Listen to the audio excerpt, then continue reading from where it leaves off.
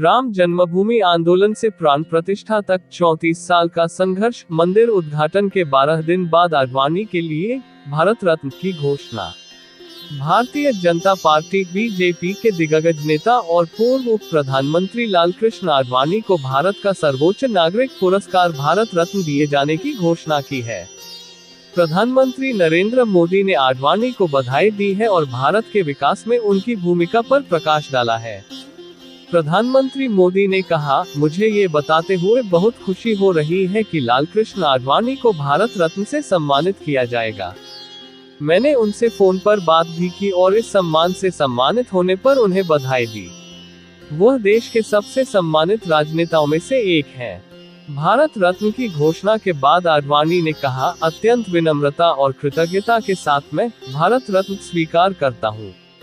यह न केवल एक व्यक्ति के रूप में मेरे लिए सम्मान है, बल्कि उन आदर्शों और सिद्धांतों का भी सम्मान है जिनसे मैंने अपनी पूरी क्षमता से जीवन भर सेवा की है। राम मंदिर आंदोलन में निभाए अहम भूमिका।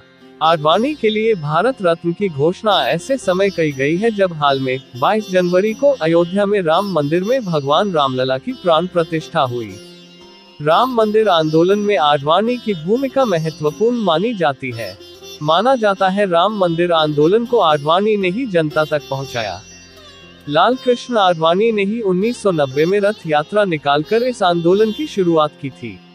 हालांकि अयोध्या में रामलला की मूर्ति की प्राण प्रतिष्ठा के समारोह में आडवाणी स्वास्थ्य कारणों से शामिल नहीं हो सके थे।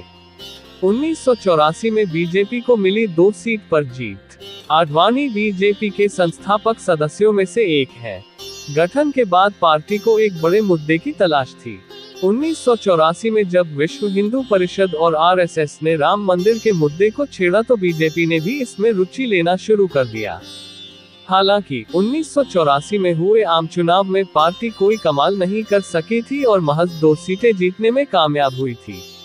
आडवाणी ने लोगों तक पहुंचाया राम मंदिर का मुद्दा।